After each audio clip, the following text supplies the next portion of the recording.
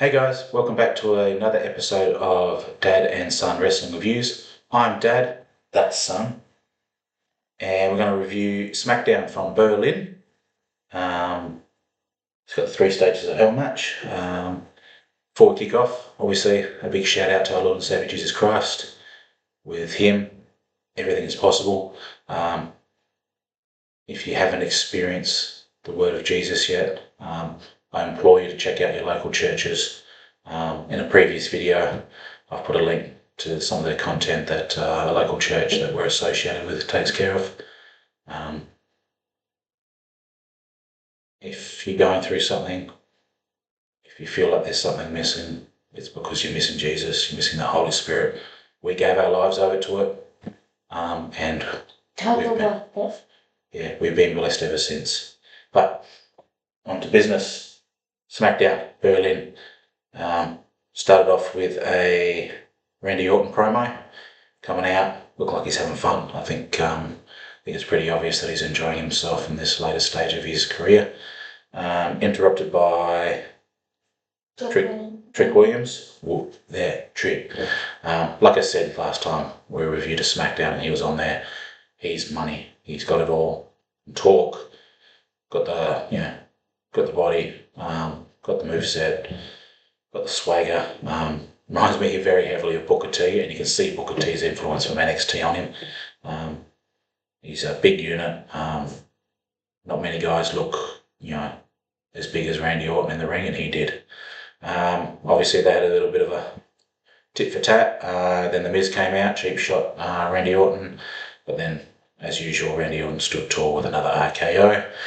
As Randy Orton was leaving, Phoenix came out. It's tough with Ray Phoenix, isn't it? He came out, got the fist pump and the sort of endorsement from Randy Orton, go whoop his ass type thing. But we'll get on to our feelings about Ray Phoenix shortly and what WWE is doing with him and has done with him so far.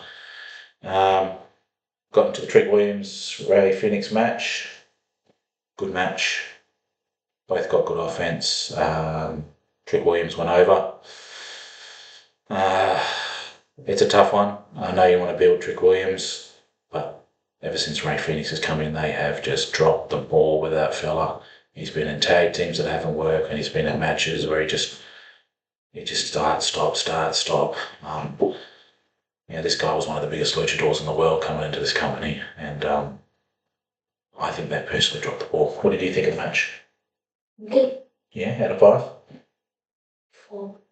And what do you think about what they're going with, what they're doing to Ray Phoenix at the moment in WWE? I think NXT was using them better, but I think they're doing good with him. You think so? Yeah, I totally disagree. I think they've wasted him.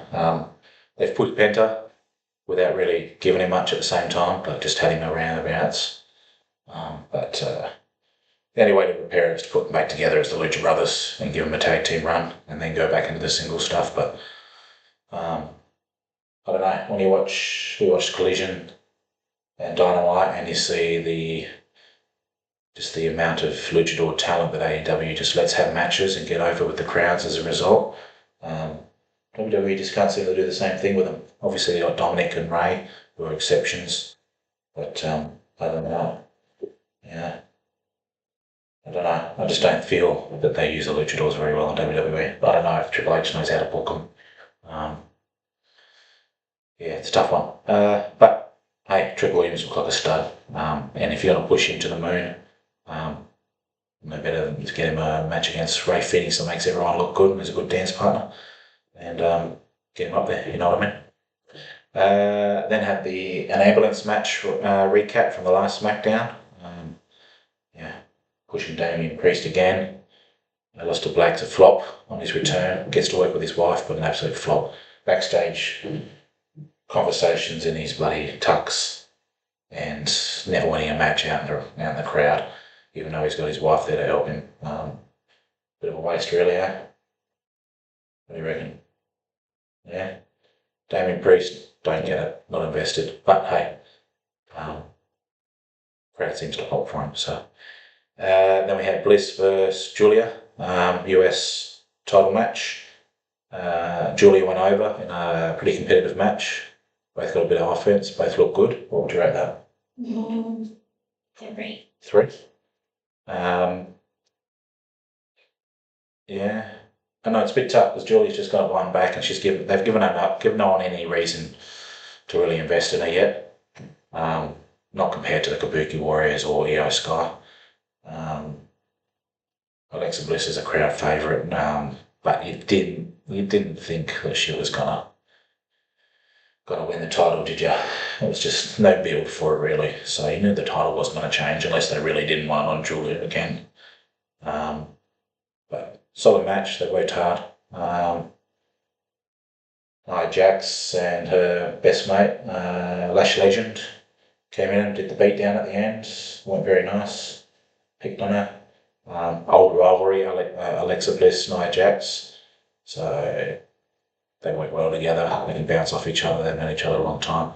So that'll probably be a better thing as the Charlotte Flair, Nia Jax, Lash Legend tag team dispute. I think that'll be a better direction to take those. So having Alexa Bliss chasing after a singles title is just obviously just to get a good match in at Berlin and make Julia look good, I guess.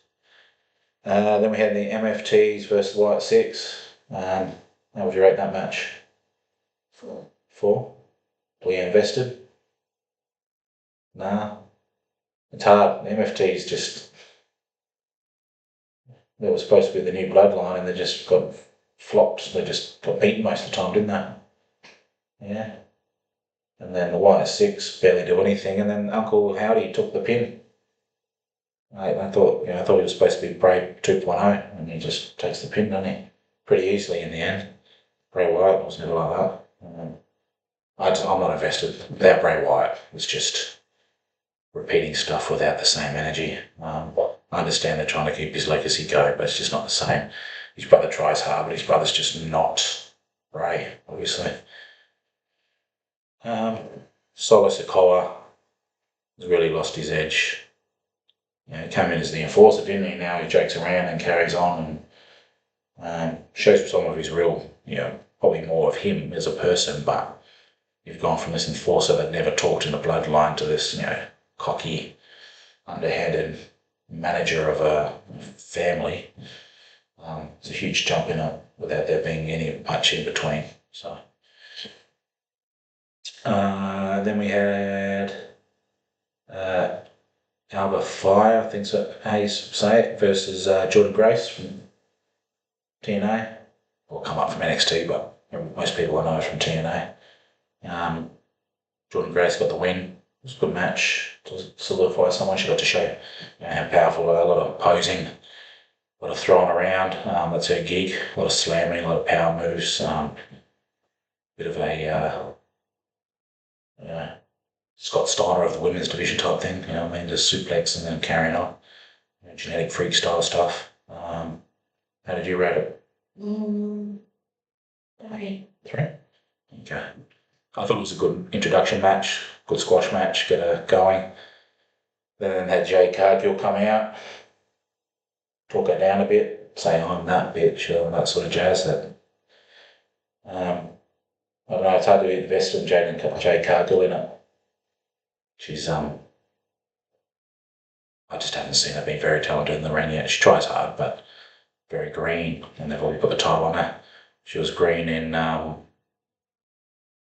AEW, and a lot of people carried her there, and they've done the same in WWE. She's got the look. Obviously, she's got the look that they want for a champion. Jordan Grace will run rings around her in the ring, make her look good. So I don't see her dropping the title to her though. But something for the future. Then you had the US Open Challenge. Kamala Hayes, Shinsuke. Crowd loved him. Crowd was pretty quiet for a lot of the matches up until this point. Especially for a European crowd. Over the last couple of years, you're used to them just taking over shows and being wild, eh? And they're quite reserved for this SmackDown, which was, I don't know if it was because they didn't like what was being dished out, or if things are they're getting used to being in Europe now and not so crazy about it. I don't know. How would you rate the Open Challenge match? 4. Yeah, these two could go. Shinsuke made him look like a star. Kamala Hayes is very talented as well, but they're putting him against the right people in this open challenge that can really show his athleticism. He doesn't have to slow down, doesn't have to change the pace of things. He can really go, bouncing around the ring, taking strong hits. Shinsuke working on that leg, some real near falls where you thought, whoa, they might actually put it on Shinsuke again here. Perfect way to, when you think there's nothing to it, but then they get you going, whoa, for a pin. You're a professional, and that's what Shinsuke has always been. Real wasted in my mind. He should have had his moment at WrestleMania against AJ Styles, but they went in a different direction, and they've never really reached the ceiling with him since. And now he's in the later part of his career. I don't think they're going to pull the trigger on him at any point. He might get another mid-card title, but I don't think he's going to get a world title.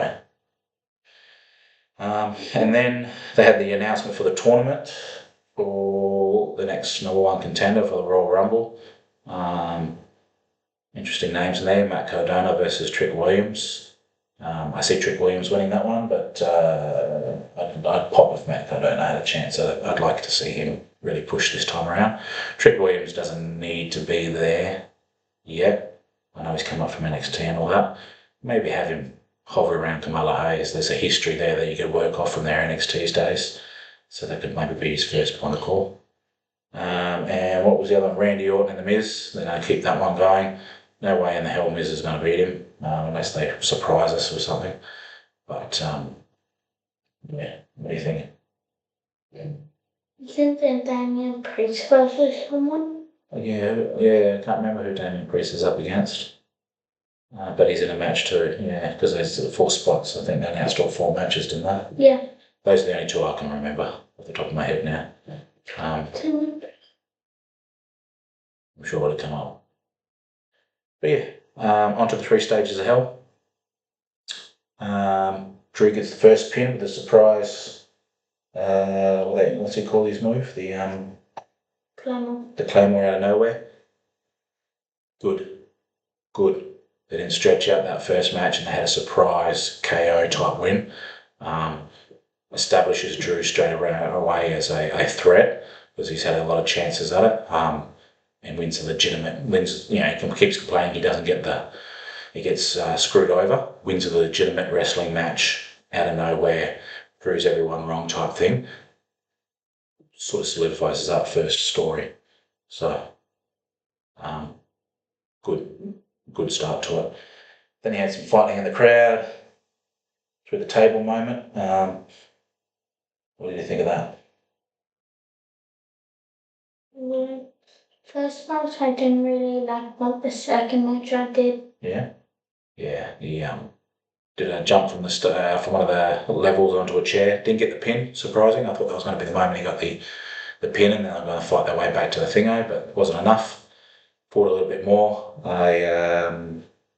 Crossroads on the announce table, that got the pin. Then he dragged him in, had the pause as the ring came down. And then as the cage came down, I should say. And then they had the cage match.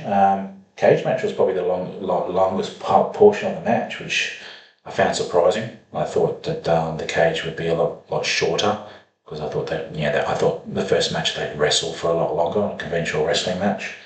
But the cage ended up being the longest section of the day.